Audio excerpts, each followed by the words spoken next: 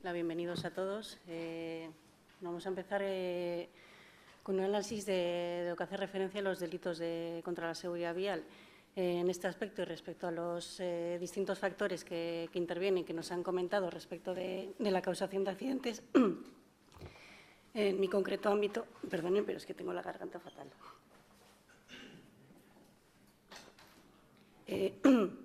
Va a intervenir en todas las ocasiones, evidentemente, un factor humano. Dentro de mi ámbito, siempre y en todas las ocasiones, hay un responsable, hay una persona que, por su conducta o por su omisión, ha sido el causante directo, la persona que principalmente y sin cuya intervención en ningún caso se hubiese producido dicho accidente, por considerarlo de esa forma, claro, porque en todas aquellas ocasiones en las que interviene una voluntad, digamos, de una persona, yo entiendo que no debe ser considerado como un accidente. Pero bueno, en cualquier caso, respecto de los delitos contra la seguridad vial, en primer lugar, tengamos en cuenta que se trata de delitos, es decir, que se trata de aquellas conductas que el legislador, atendiendo a los criterios de la sociedad, ha entendido que son las más graves, que son aquellas conductas que no pueden ser en ningún caso aceptadas y que merecen, por lo tanto, el mayor reproche que pueda establecerse dentro de la sociedad, como es una sanción de naturaleza penal.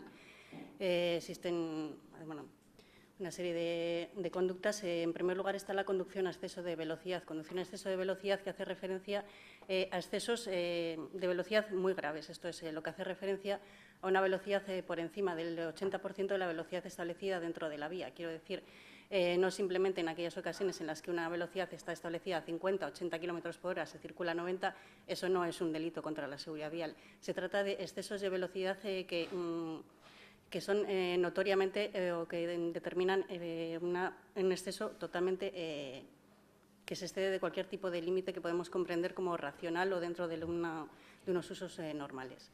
Por otra parte, la conducción bajo la influencia de alcohol y drogas. A ver, en este caso no se trata de conducir habiendo bebido o habiendo tomado drogas exclusivamente. Es necesario otro segundo aspecto, otra segunda cuestión, que es que este consumo influya directamente en la forma en la que se realiza la conducción de esta persona. Es decir, que el consumo previo de este alcohol o de estas drogas haga que esta persona no esté capacitada para la conducción de un vehículo a motor. Por lo tanto, por una parte, respecto del alcohol, se establece en un apartado que a partir de una tasa de 0,60 en aire expirado, de 1,20 en sangre, se entiende que estamos necesariamente ante una persona que no está capacitada para conducir vehículos a motor.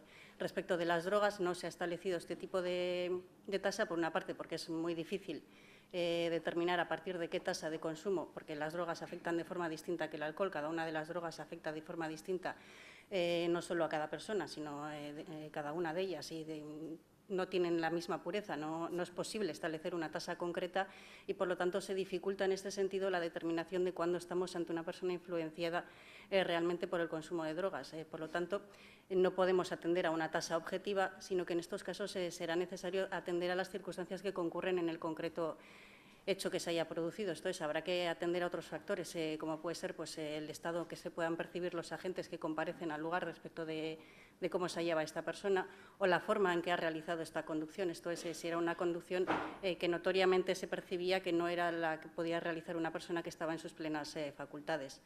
Por otra parte, se recoge también la conducción temeraria. Esto también es un concepto indeterminado, que deberá determinarse en cada caso concreto cuando estamos ante una conducción temeraria. Es la dificultad que plantean este tipo de delitos, que no son hechos concretos y tasados que puedan ser determinados fácilmente y a priori, sino que es necesario realizar un adecuado análisis de todas las causas y circunstancias que han concurrido en cada uno de los accidentes para entender si la conducción que esta persona realizaba era una conducción temeraria o no era una conducción temeraria. Pueden hallarse ejemplos. Las conducciones, obviamente, que han sido realizadas en una autopista en dirección contraria, evidentemente se trata de una conducción temeraria. Otras ocasiones en las cuales se circula exceso de velocidad dentro de la vía urbana, pues habrá que atender si había numerosos peatones por la zona, si había más vehículos. Se trata de conceptos que han de ser determinados en cada caso concreto y, por lo tanto, en estos delitos es muy importante, por una parte, el atestado que realizan, en primer lugar, los agentes que comparecen en el lugar del accidente y, en numerosas ocasiones, también la reconstrucción que pueda ser realizada desde la Ertzaintza, porque solo a través de estos De estos informes podrá determinarse las circunstancias concretas que han concurrido en el caso y que pueden darnos lugar a la existencia o no de una conducción temeraria o no. Por otra parte, existe, la conducción temeraria, al cual se añade un plus, que es conducir con manifiesto desprecio hacia la vida de los demás. Esto ya yo, sinceramente, no he visto que se aprecie en ningún caso. Yo supongo que teóricamente pueden apreciarse casos en que la conducción temeraria llegue ya también a estos límites, pero en la práctica concreta no he visto ningún caso.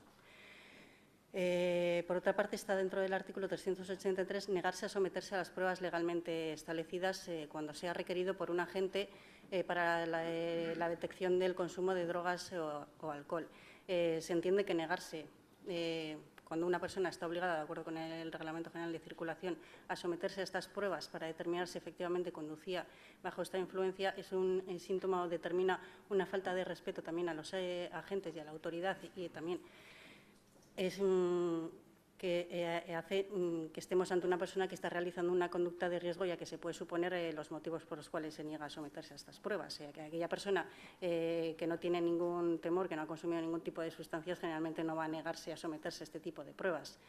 Dentro del artículo 384 se ha recogido la conducción sin permiso o licencia para conducir.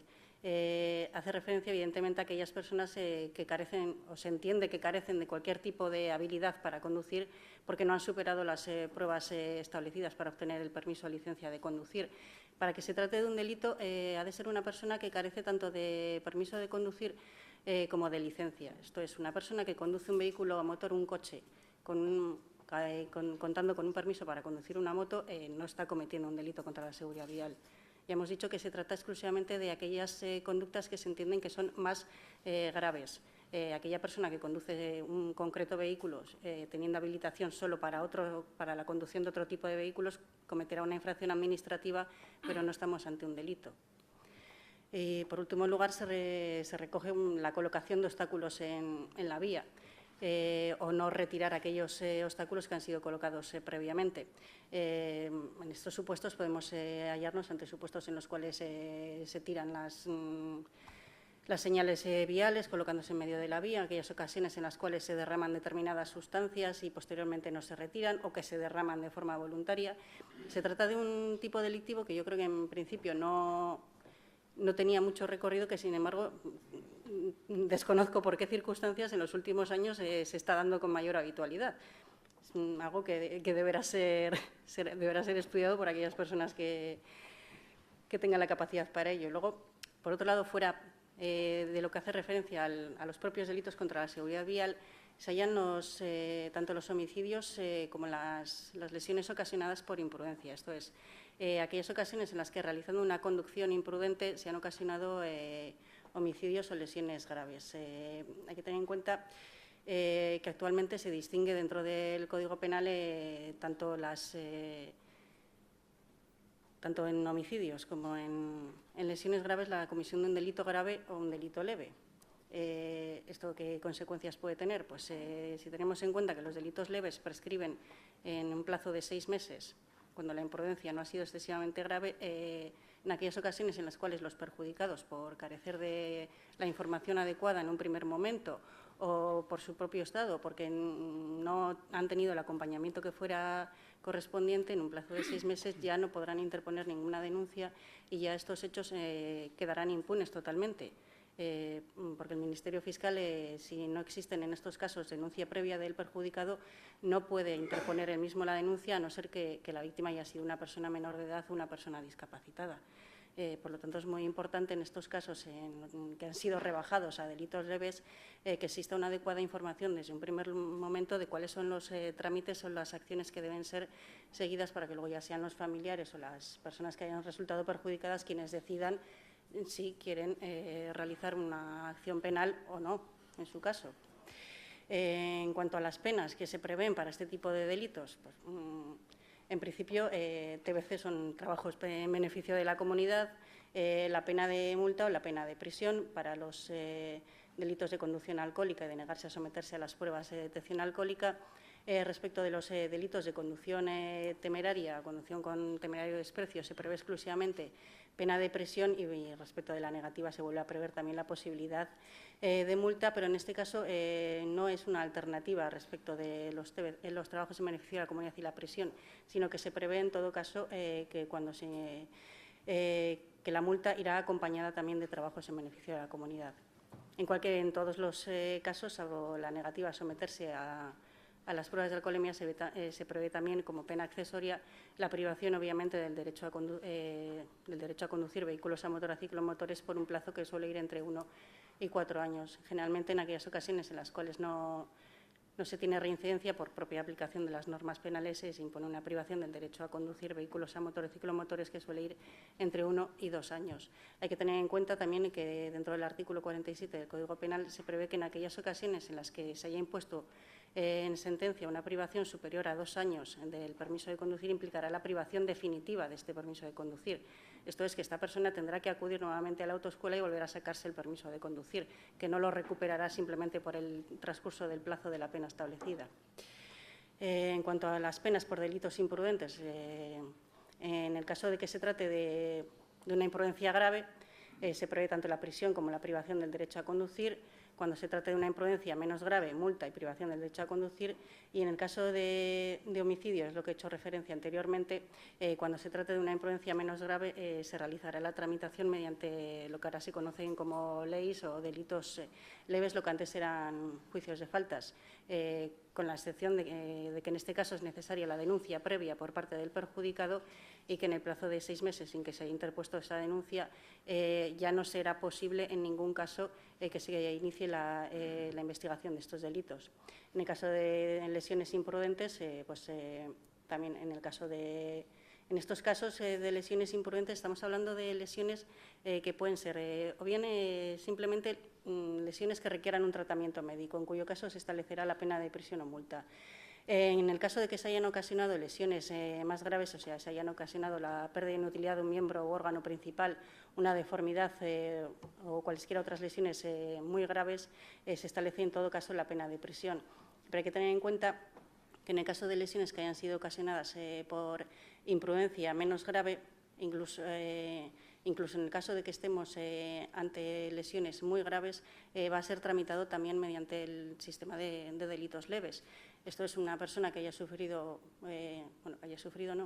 una persona a quien otra persona le ha ocasionado, por ejemplo, una hemiplegia por conducir bajo la influencia de bebidas alcohólicas. Si se entiende que estamos ante un delito, ante una imprudencia menos grave, tendría un plazo exclusivamente de 6 meses para la interposición de la correspondiente denuncia. Podemos entender que esta persona en el plazo de 6 meses ni siquiera ha salido del hospital. Por lo tanto, es necesario que se adopten desde el inicio ya todas las medidas que se facilite la información de la forma más clara posible para evitar situaciones que pueden ser muy graves. Respecto de la evolución en cuanto a la comisión de delitos contra la seguridad vial durante los últimos 3 años, podemos apreciar que hay determinados delitos que se salen de la tabla.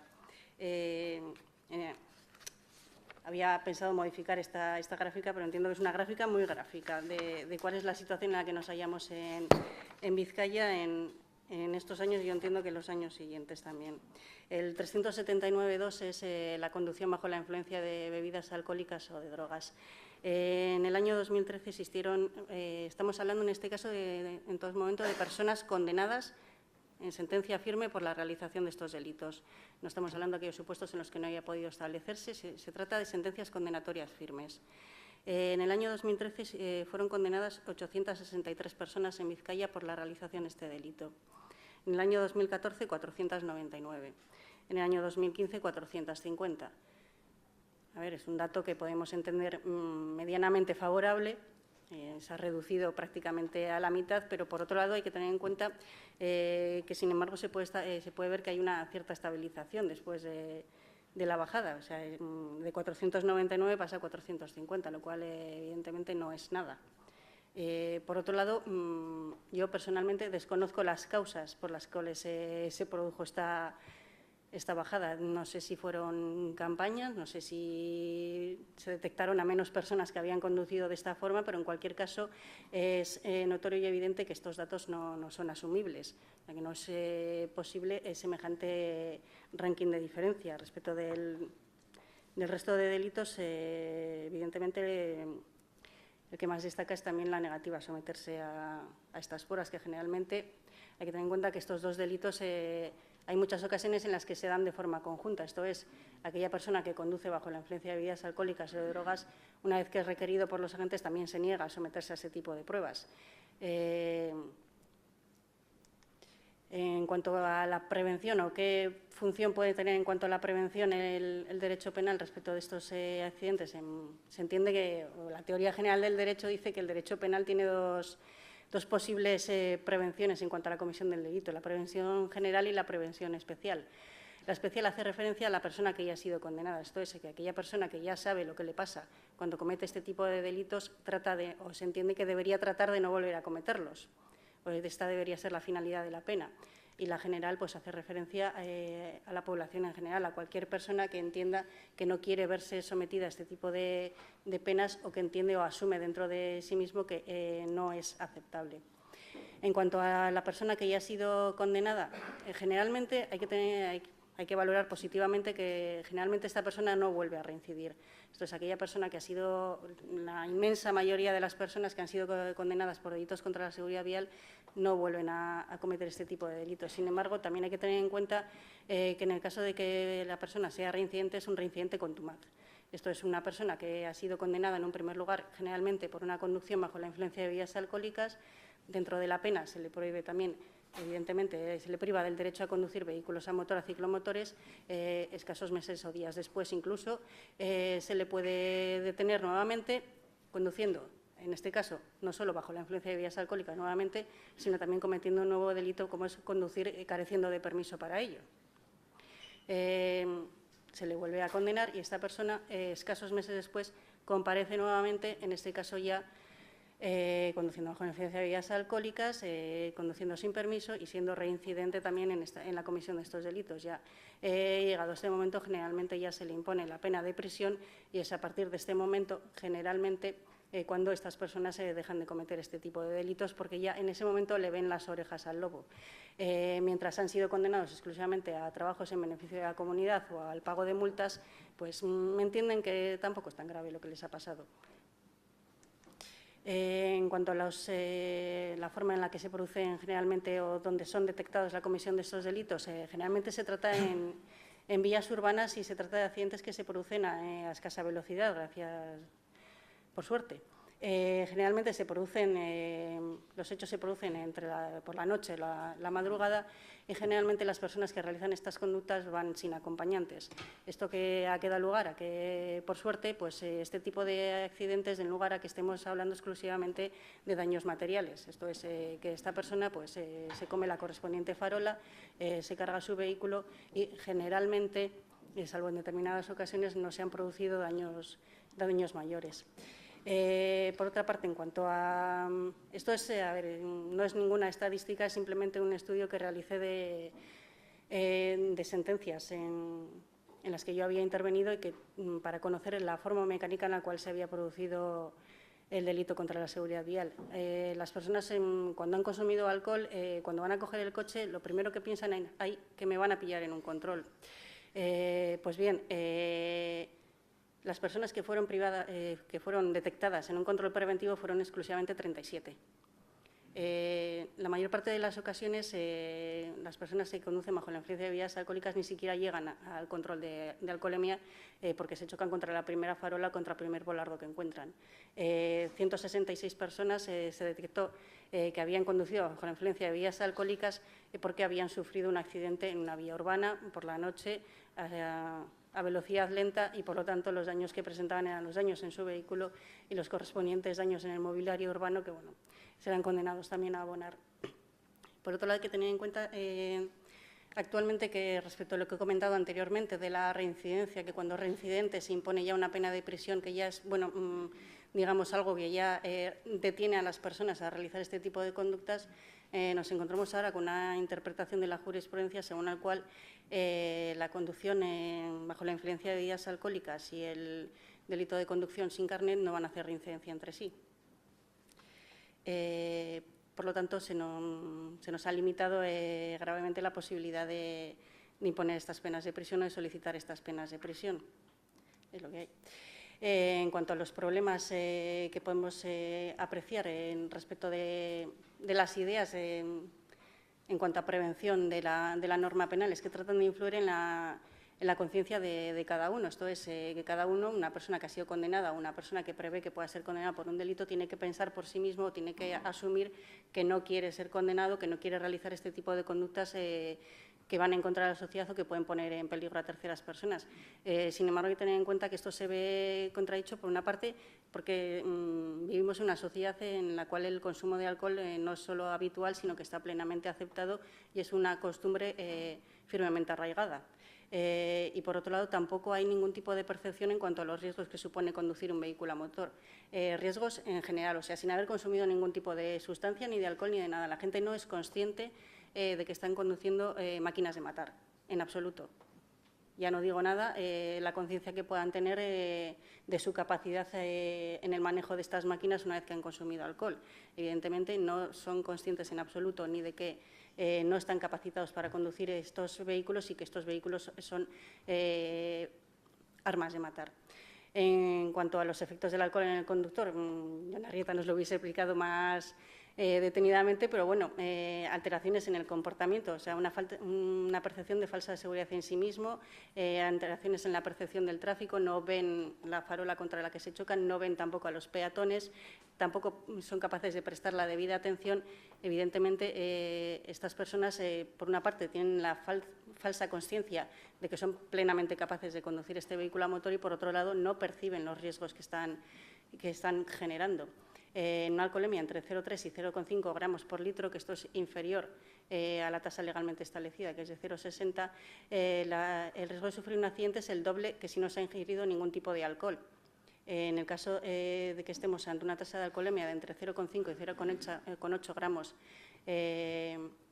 por litro de alcohol, el riesgo ya es 5 veces mayor.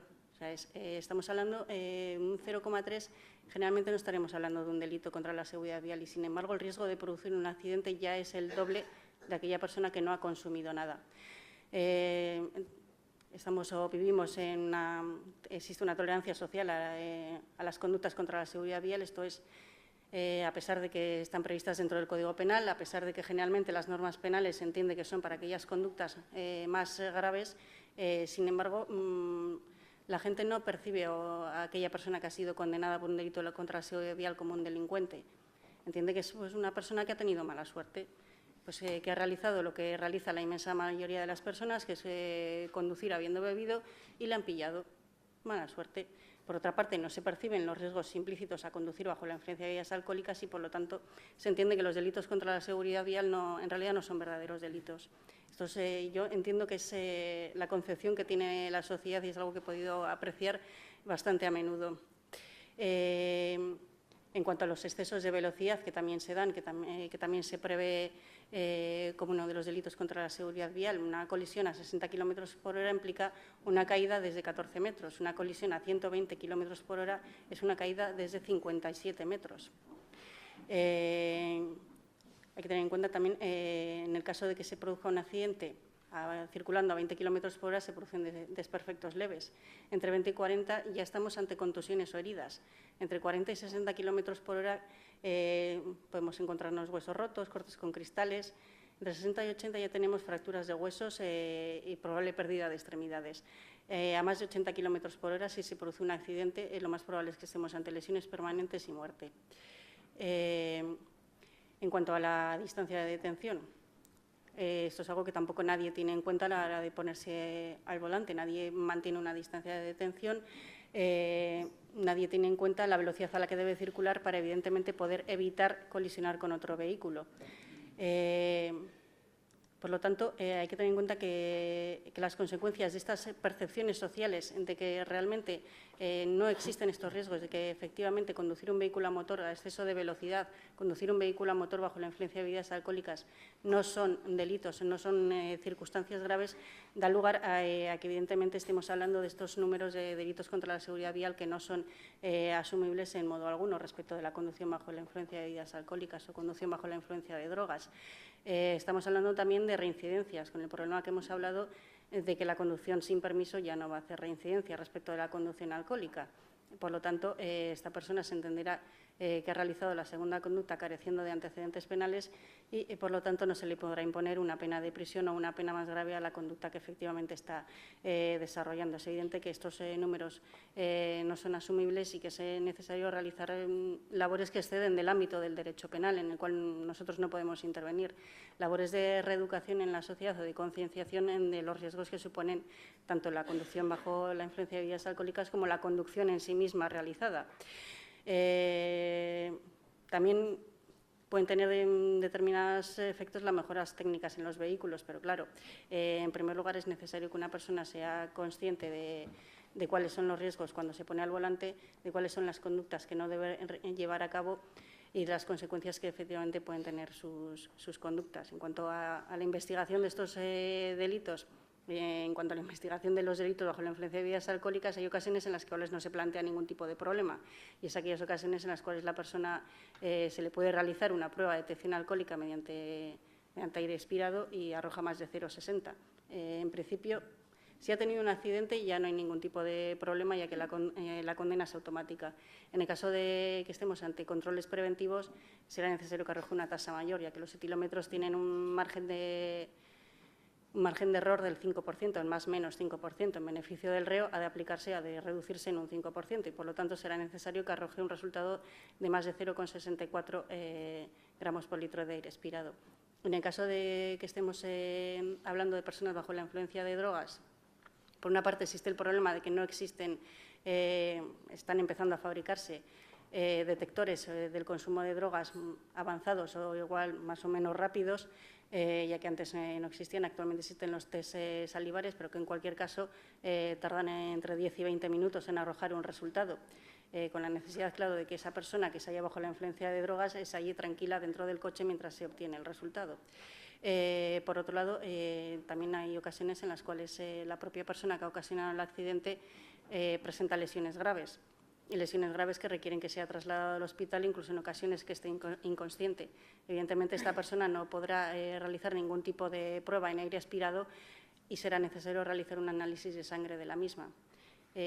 Aquí hay que ser muy cuidadoso con la forma en la cual se realizan estos tipos de análisis, porque evidentemente no puede realizarse sin el consentimiento del perjudicado. Claro que cuando el perjudicado, digamos, se halla inconsciente, no puede otorgar su consentimiento. Por lo tanto, ¿cuál será el criterio, la forma en la cual deberá actuarse?